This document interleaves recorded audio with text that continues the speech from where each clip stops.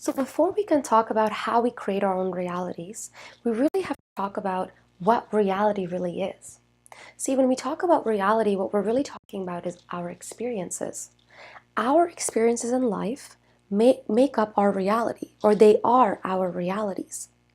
So really, reality equals experience. These two terms can really be used interchangeably.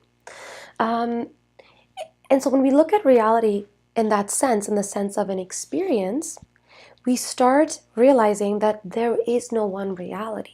See, that one big reality that we talk about really consists of many smaller realities. So every individual's experience in life contributes to this one big reality that we then call life.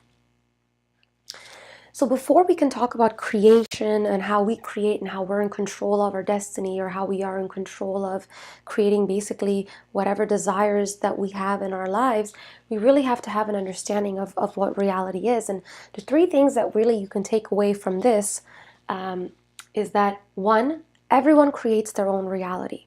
Just as everyone's experiences in life are different, so is everyone's reality. So we create a reality, a version of a reality for ourselves, and then we live by that reality. Two, there is no one reality.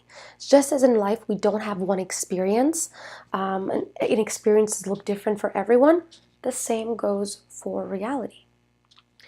And three, life as we know it is the merging of many smaller realities. And in future videos, as we continue talking about creating our own world and creating our own reality, and we start talking about consciousness and how consciousness plays a big role in this, this is also what we refer to as our collective consciousness. So our collective consciousness is the merging of the many smaller realities that then creates our world. That creates kind of the bigger picture. Now, why is it important to understand this? Well, the first big assumption, false assumption that people hold is that people experience life in the same way that they do.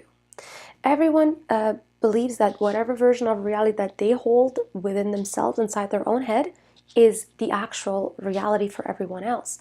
And this couldn't be further from the truth. See, we all live by our own perceptions. Just as our experiences create our realities, our experiences also lead us to hold certain perceptions in our lives. And when we get stuck in our own limited perspective, that's when our relationships fall apart, and that's when communication breaks down for us.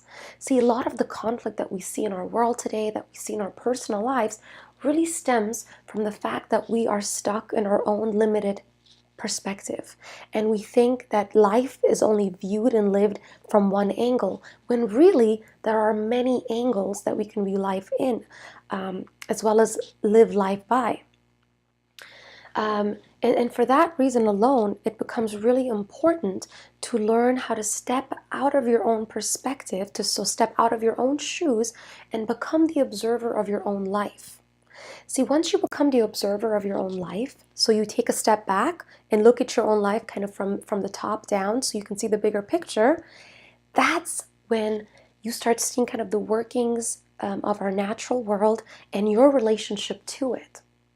And this is also when the whole concept of creating your own reality and creating your own experiences will make a lot more sense. Once you understand your relationship to nature, and once you understand your relationship within the world, within your environment, you start having a lot more control over how you think, how you act, and how you feel. And you start seeing the connection of your threefold existence really play out in your day-to-day life.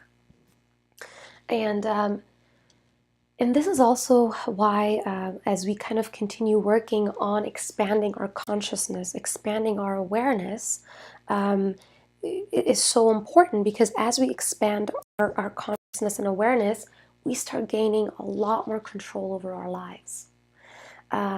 The things that used to basically be barriers or obstacles in our lives, or that we viewed as somewhat like temptations, or things that made us feel weak, things that made us feel like we had no control, we start overcoming them, and we start going in a direction, and we start directing kind of our own lives. We become the director of our own lives at that point.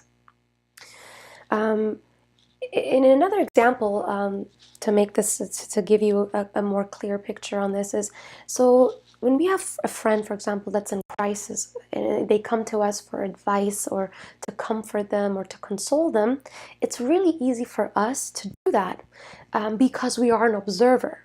We're not the one experiencing it. We're the one looking into their lives. So it's really easy for us to tell them that everything's going to be okay.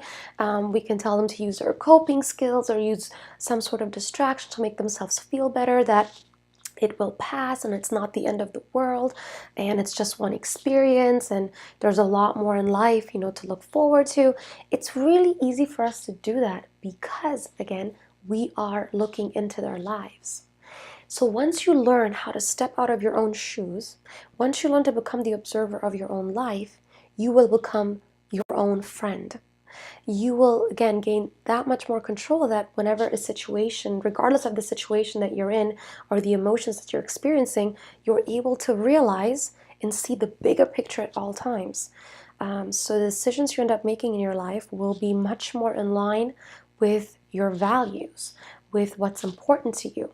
You won't let an emotion or a situation get the best of you. And again, that's why it becomes so important to understand first what reality really means before we can dive into ways that you can actually create your own reality.